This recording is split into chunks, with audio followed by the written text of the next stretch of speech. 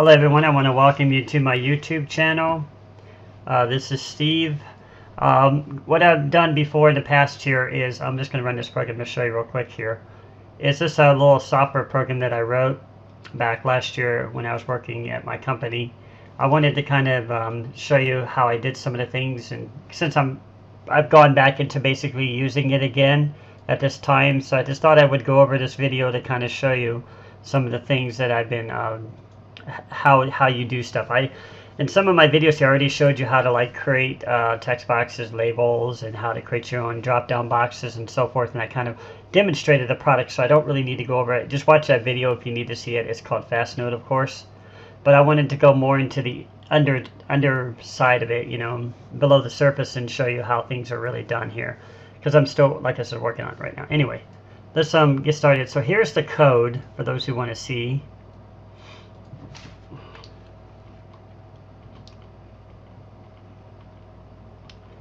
I'm thinking about just putting this up on GitHub if I get some responses on that.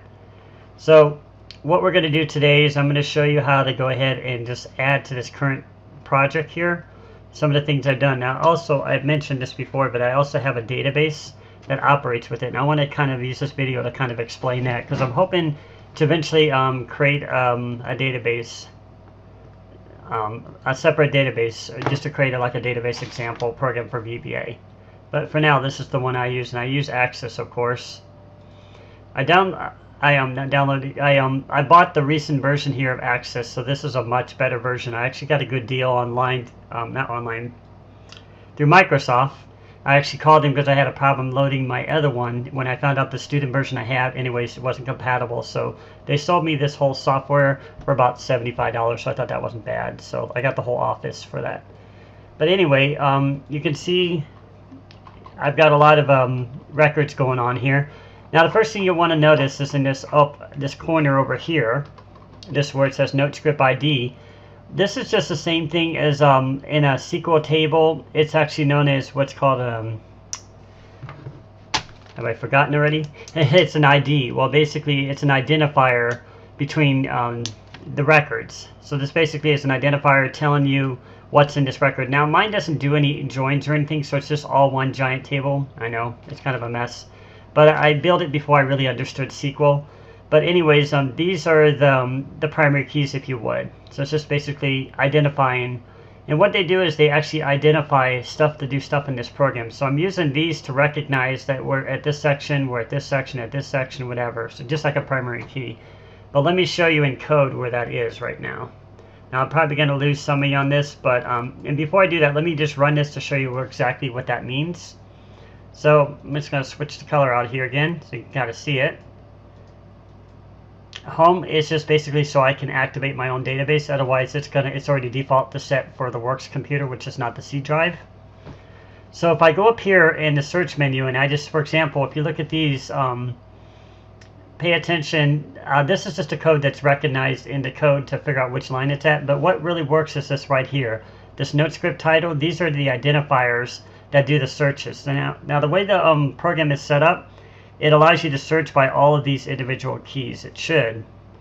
Let me see if I don't have it limited. I'll just type in limit to see what happens as an example. So yeah, you can see it picked up everything with limit, even limitation. So it scans everything that you put in the program by that one word. So if you type in a bigger word like payment, you'll see it picks up a bunch of stuff. All of these have the word payment in them. So it's doing a wildcard search. And that's exactly what's going on over here. So if you look in here, let me see if I can find it. It might be in the P section here. Payment by phone, for example. Look over here, and you'll see payment by phone in the listView here. And of course, when I click on it here, it drags, or excuse me, it searches this window, navigates real quickly to where you need to go. I do this at work because I work in a call center, so my whole ideal is to be able to create a scripting system that's very quickly, so there's no delay on that call, because we have what's called an after call work, if any of you worked in a call center. And what that means is after the call you have to spend time documenting the account. This system allows me to speed up that time where it would take me having to do it by hand. And I've created some newer routines. Maybe I'll go into that later. This is probably the one we'll be testing tomorrow. This is I don't mean to get off on a tangent, but this one is really cool because it allows you to select multiples here. So if I go here and I just type in walkthrough change billing agreements. You'll see what color walked in to change billing agreements. Anything I do in here will modify those particular fields, basically. So just kind of way of embedding stuff in. This is going to save me even more time documenting. But anyways, getting back to the point here. So we already know that this NoteScript title is searching for the individual, what's called the wildcard search. It uses a where statement to track what's going on inside this, and it's scanning this entire section and so on until it finds stuff. And when it matches it, it's saving it in an array and packing it into an area where the computer can recognize what's going on, basically, with the software. This stuff over here is just some of the, oh, these are the list view matching. So these are matching. So what goes over here has to match what's here, because this is how the program operates. It searches first for a payoff balance, and then it needs to check to make sure that there's one in list view so it can find the correct list view. These are the list views right here. So list views just, you notice I can move up and down here with the arrow keys. So list views kind of just zero in on, you know, what's going on. So hopefully that makes sense here. I know I kind of skipped over. Some of this other stuff is kind of work related. These are just some of the, we have a program at work that basically is it's called an Oracle system by the old name Oracle. It allows us to look up documents and figure out stuff that we need to do on calls. Whenever somebody puts you on hold, for example, they're usually looking up something in a document, and that's what these are doing. These are just individual documents for that. These are the titles. We went over that. So these are the checkboxes. These are important too, so we know which one we're clicking on as you go through the menu, and it scans the checkbox. It scans through the whole controls here to find each individual checkbox. And that's when it's able to highlight them and all that. Notice once it highlights them, if I go back here, it'll erase everything again. But as soon as I type it in again, it'll come back.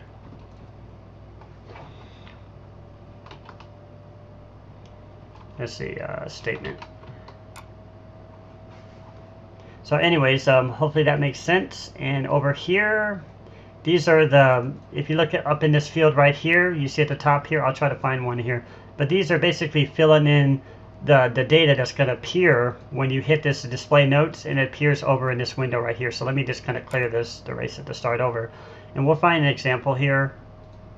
I know these are all the payments, like payments general. We'll just use payment options as one, because I know that that's one in there. Just type option. And then we got payment options. As soon as I click on it, you should see this message over here. I'm sorry I don't have all the room to show you here, but I'm trying to get everything on the same screen. Yeah, I'll just shrink that a little bit. So if you look here at payment options and you search down here in the list for payment options,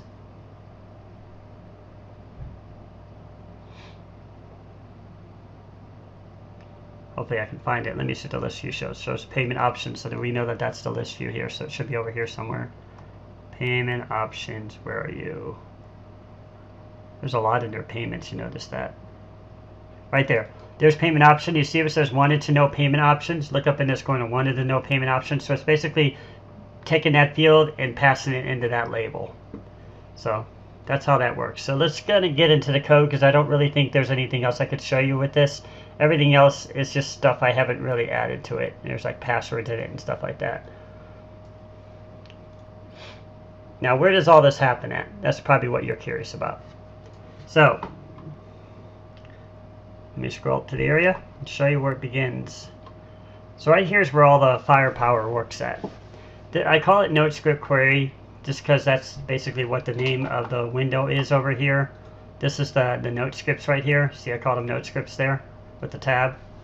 And this is basically going to initialize a database. This is the SQL string here. This is the ADODB record set that's common with VBA. And this is keeping track of how many lines, not how many lines, I'm sorry, how many records that we pulled. This right here, you see it says txt NoteScriptQuery.txt. This is, and I'll click over here to show you, this is checking this window. You see it says txt NoteScriptQuery. It's checking this window to see if you're at less than 4 characters. So if we're typing in here, you saw me earlier typing in 4 characters. If we're less than 4 characters, it's still going to let you go through it. If it's not, it's going to end. Basically, it's going to kick out the program.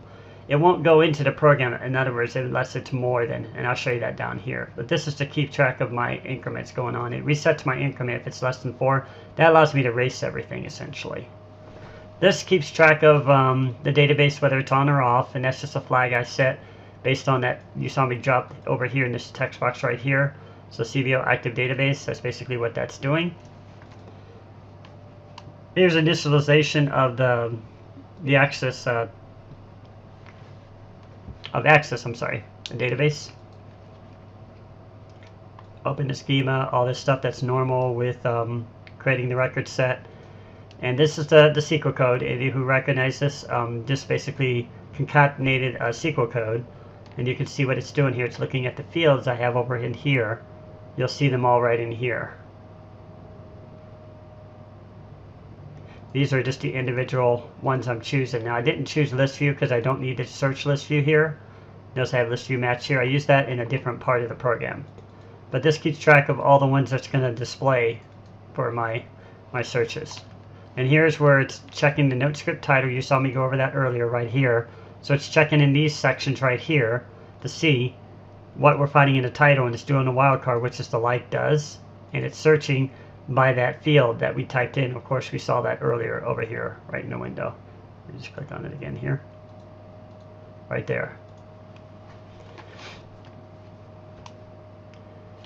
This is erasing some of the results.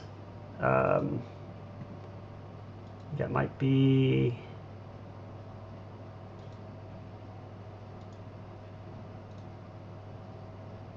I should have documented that. I don't even know which one it is. It's one of the, it's probably the listView or something. Let's see.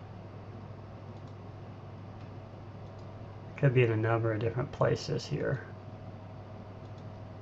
I had this thing doing so many different things, so it's been a while since I've played with it, but it's searching, it's erasing one of these fields. I thought it was around here somewhere. It says search results.txt. I think it might be under this tab. Let's see.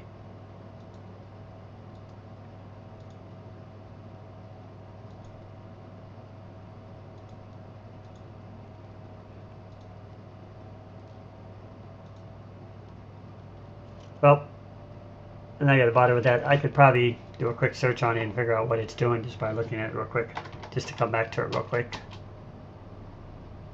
Ah, I know what that is. That's where I was keeping track of different things that I was trying to produce reports. So it's over here somewhere. I can recall where.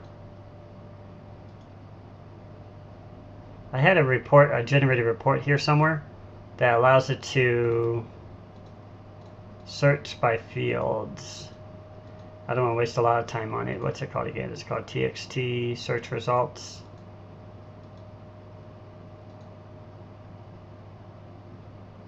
I'll be if I can figure out where that went to. But anyways, I'm not going to waste a lot of time on it. It was used for my reporting system somewhere.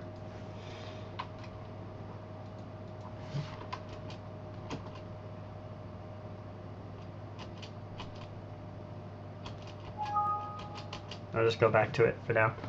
Okay, so the next thing here, it says keeping track of LBL note click dot caption to erase the caption. I think that might be up here. Yep, right there. That's just keeping track of what's going into this field. You'll notice where it says here, it's erasing it here, but then later we'll fill it down in here somewhere. So it's just basically, if I run the program, you saw it earlier, pick up the caption. So it's picking up, I think, one of these titles here. I think it's this one right here. And then this one right here, txt call daily log, call log PayPal credit. I think that might be over here. Right there, txt daily log. So that's just keeping track of. This is used, I didn't show you an example, but it allows me to search for my own saved records. And I saved like my calls, my script examples when I was studying it. So anyways, here's where we get into the main database. Sorry it's taking so long. And we initialize the connection, the SQL query, and I think this is the lock ability, whether or not it can be saved and accessed or not. Right? I think it's a read-write ability. This is interesting here. This algorithm took me a while to build. This one is keeping track of the coloring. You saw when I ran it earlier how it highlighted certain things in color when it found them. And that's what this is doing. First, it's going to reset the form color and save the form color in a background color called color BK or background. because it's going to be used here later. And then first we're going to do a do loop here to go into the records and start reading until we're at the end of file, of course. I set a string here to keep track of what's in the window. Go back to that again. The NoteScriptQuery. So right here it's searching through the window. It's searching for the first 4 characters from 1 to 4 as we saw here. So it's only going to pick up those 4. Everything else it doesn't care about. So for example, PAYM for pay men, or just LIM like I did, or LIMI for limitations. And then this right here is keeping track of this into a variable so we can use it just without having to initialize the string every time and getting the middle part of the string here. This is checking to see if it's greater than 3 characters and also if it's less than 5. So you don't want to type more than 4. So less than 5 is 4. Greater than 3 and less than 5. I could probably just left that out. I don't even probably need that one, but anyway. This right here is going to keep track of the text box field, so it's ns text box right here. This just tells you which text box that you clicked on. Oops, I knew it was going to do that. There's some errors with VBA. It loses, doesn't refresh correctly sometimes. But anyways, if I can make this any larger, I guess I can't. Okay, so the next thing we're doing here is we're saving this RS4 field, and I just called it RS4 just to make it easier. Oh, actually, this is probably used somewhere else. RS checkbox field. Anyways, I wonder if I even need that one. Let me see. I had some in here I probably didn't even need. Yeah, it's doing it down there actually. So we'll go back to that anyway. So I just shortened it. Save what's in there. So it saves it in 2 different fields. And that's what field's doing, is it's just basically how you would search into a record. And here we're checking to see if it's null. So look in this field over here, and sometimes I have the word null in it because there's no checkbox for that, which means I essentially don't have a script note for that, although I have it used. To explain this, the system not only allows you to document counts here, but it also, at work, it will allow me to look up individual information documents. So sometimes it looks up the information documents, sometimes it looks up just the checkbox to do the scripting, or the notes. So the next thing we're doing here is, after we got it null, which means it's got some data in it that doesn't just say null in it. Now we're going to start saving an array here to keep track of what's in the checkbox here. So this is going to keep track of, I called it select notebox checkbox, which is just keeping track of that RS4. I probably did some repetitive code here. For some reason I had to reuse these, but this is keeping track right here. This is going to increment through an array to save what's in that actual array, because this is later going to keep track of it's pretty complicated, but it goes down there later and it sorts through it to get everything into the list views correctly. So this may be a long video, so bear with me on that. Once the checkbox is greater than 180, I think that was the end of my records.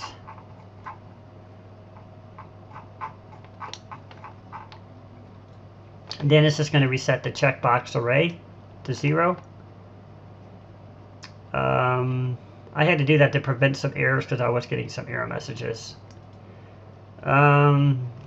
This is using a with statement, which is allowing me to take all these different fields, and these are just variable names. I called them RS1 all the way up to RS9. These are going to be the parameters you'll see down here later that are passing in values. And notice it says here NoteScript title. So once again, it's just going through here, and it's just keeping track of what's in this field, what's in this field, and so on. And it's going through each individual one: ID, status, number, CRO, cap, MSG, message, hyperlink, notes display, to keep track of what is in those fields. And this is how the search algorithm works. And then I have a ton of code here because these are doing all the individual searches.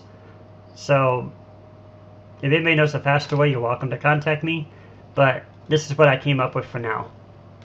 And then it's going to start passing in these parameters so we know how to check it. And account consolidation means it's going to look in here for, it's up here at the top, I think, right here. I think it's under AC right here, account consolidation, to check that field. So we can do that as a test field. And in RS2 we know it's the NoteScript code ID. NoteScript code ID, it's this numbering letter here. And then this one is number 3, NoteScript heading. NoteScript heading right here. This is going to be used to display which section in this whole area here. Notice these are divided into sections. If you look here, you'll see application declines, authorization declines. That's what this is doing right here, is it's keeping track of which section is going to show in another window down here somewhere. I think it's probably in this search window. And there's that search results. That's what I was looking for. That's what it's doing. That TXT was passing in those search results there based on what is in that field. Ah, now I got it. Okay, and RS3, NoteScript heading, I did that one. RS4, that's up here. That was the checkbox we remembered. I didn't need to check the well, no, let's see, RS4, no, I do have the checkbox here. Okay, so RS4 is the checkbox, but I didn't need to initialize it here since I already have it up here. Scroller, this one is a little bit confusing, but what it's doing is it's keeping track of how far to scroll these sections. And I may need to run this just again to show you what I mean by that.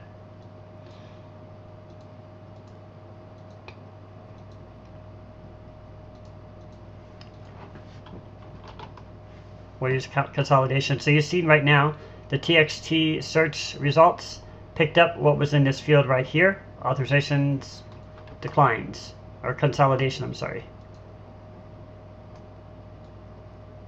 Which is right here. So it's this one right there. So it's picking up that right there. And this is just telling the field that it's going to be found in. Because I had some set subcategories, so I had to do it this way. But anyways, I wanted to show you that that's how that works. And what this scroller is doing anyway is when you click, we have to do a bigger search in this one. Let's go back to probably payment again. You see how it categorized everything there? And under here, as you're moving this down, watch this section over here. You've seen it already happen, but it's moving this scroll bar. So that's what this scroller is doing, is it's telling me where exactly to position the scroll based on what's in that field. And that allows me to see everything as I'm scrolling through it without having to use a scroll bar to kind of, move up and down and figure out where they're all at, because they're all in here. See, it goes all the way down here. It can search all the way from top to bottom. That just saves a lot of time having to scroll through here. I also have these buttons here that do real fast jumps to the pages, but they don't always find everything. So I found out that this was the fastest way to figure out exactly what was in that field, so I can always see it on the screen as long as I have my scroll bar set up correctly. So it's pretty fast. So that's what that's doing right there, the scroller. And that's working in another part of the program to set individual tab points. I can show you real quickly here in an example. Watch over in this section right here where it says, I think it's scroll top, if I'm not mistaken. It should move. You see how it's moving there? This is taking what's in this data and passing it in the scroller and doing the same thing when you click on these buttons here. I could show you one by clicking on it. This goes into another section called a telescroll. But a telescroll itself is actually navigating to the correct document. I'll probably take this to the top to get there.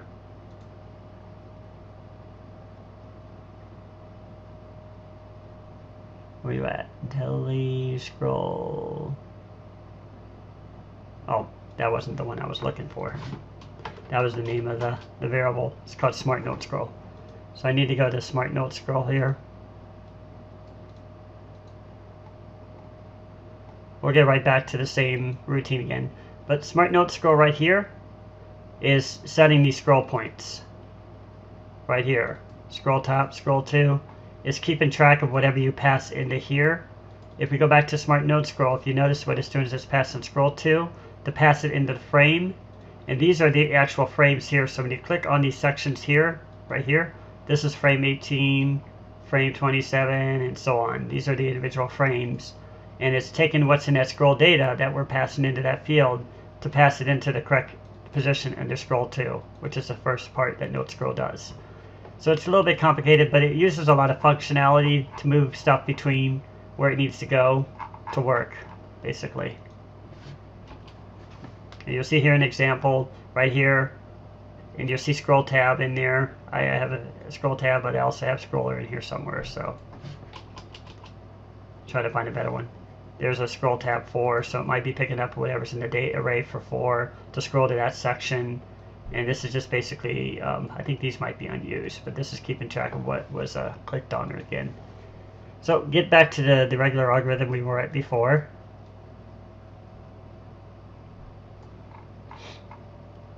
So I had to explain that to really show you where scroller came from. So hopefully that's not too confusing. It's just keeping track of those scroll points in the program.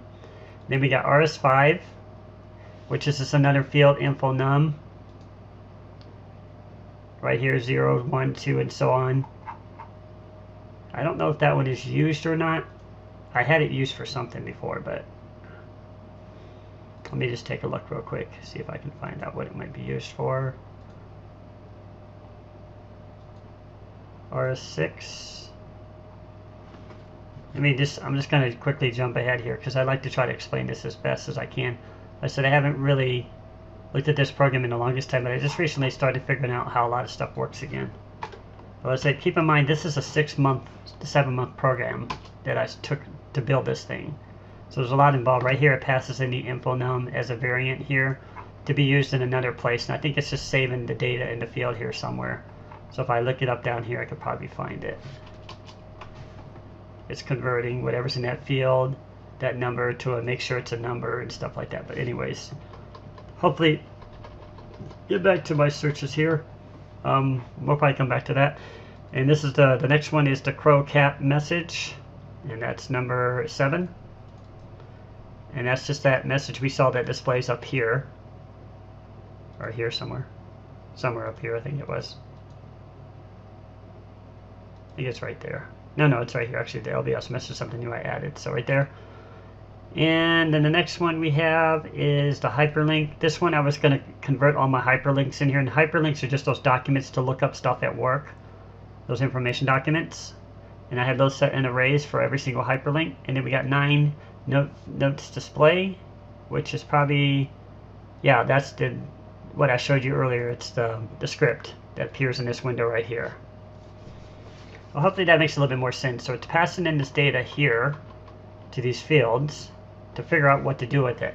Now we still haven't done anything with it yet, but now we're going to start doing some stuff. We'll start pulling data out. We'll start searching, and this is that box I showed you earlier that keeps track of what was going in these fields over here, the note script heading.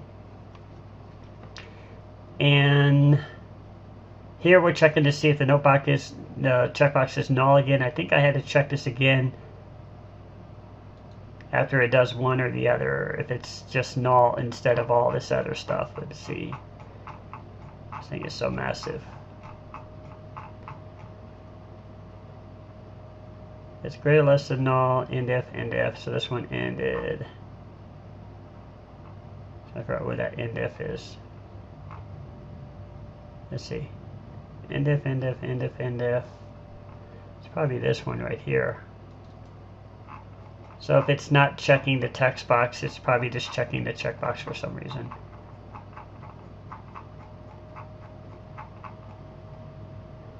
So we know how it works anyways. So the whole idea behind this is it's going to scan these text boxes here. It's going through this checkbox count. We saw earlier that was saving what was in, I believe it was this field right here, the NS checkbox. Let's just go back and make sure. CHK box count. CHK box count right here. So yeah, it's keeping track of how many times we have moved through this field, because remember it's incrementing it right here.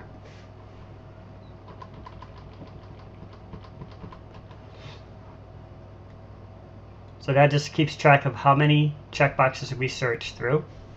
I should just write that down here.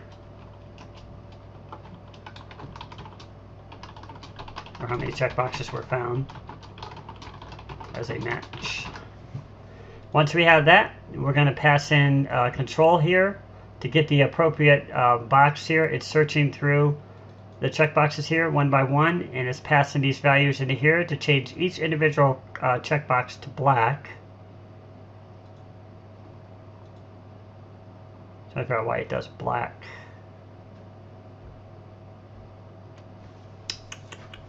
Those are usually yellow. Probably changed them down here somewhere. So this thing is pretty intense. But anyways, let me just see what turns black when I search here.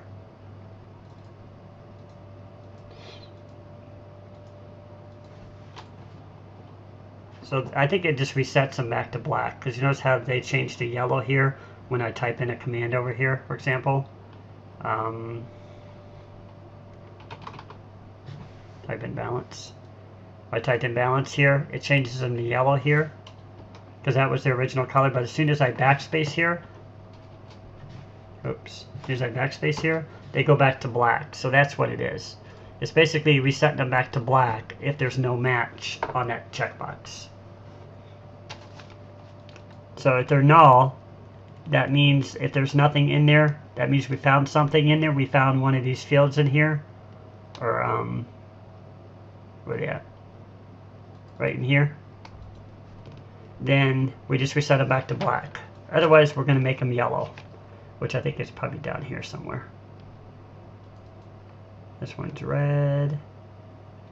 I'm most curious where the yellow went. Anyways, we know how that works. This is just moving through the next record in the database to continue the loop. Found query equals false because we haven't found a query yet. LBL page is setting more options for labels. This is keeping track of what page you were scrolling on.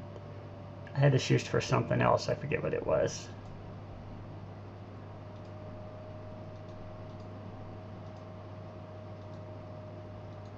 LBL page, where are you? Probably over in here somewhere again. It's a label.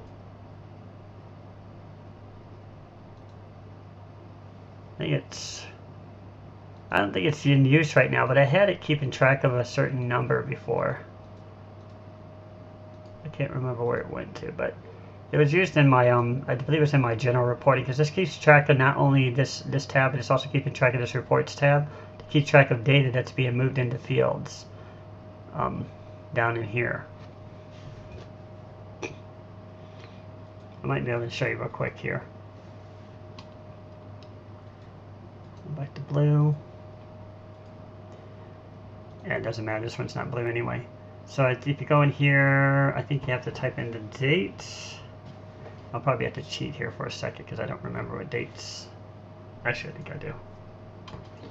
I know I started this around October last year. I'm going to say through December last year.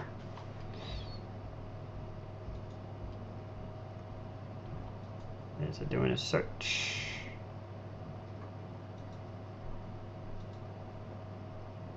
Oh, this was it right here. So this was keeping track of the back and the forward buttons. I remember now.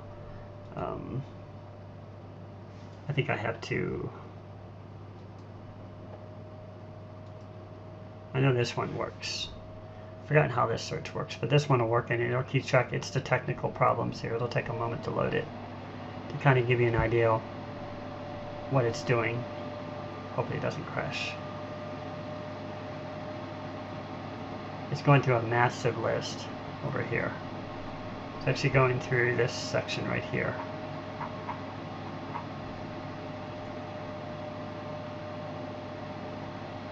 I should probably only pull it a couple of days. If I pulled 2 months, so that might take a moment.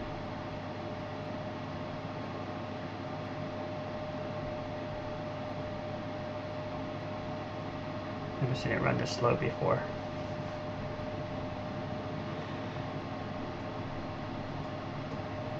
Well, I'm probably going to cut this video off for now. I just want to...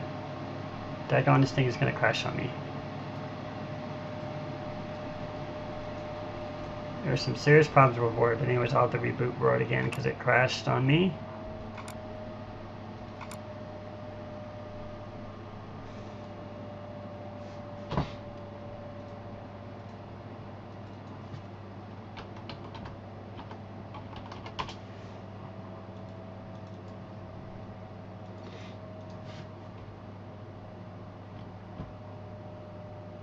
Started at the bottom.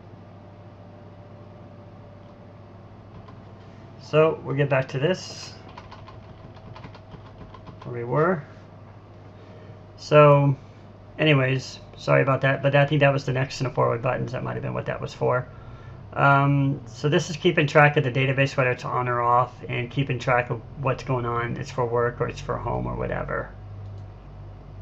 And down here, this is an error trapping routine to tell whether something has crashed and where in the document to locate it. This would be the correct document.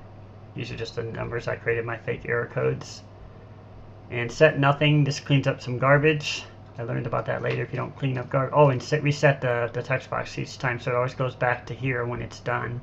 So it's not, if you clicked over here somewhere, it goes right back to where you started.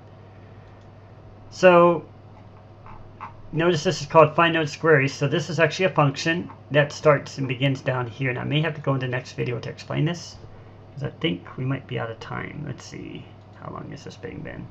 35 minutes. I'm going to keep, I don't want to make this too long, so I'm going to divide this into 2 sections. So thanks for watching, guys. I'll be right back in the next section to explain the rest.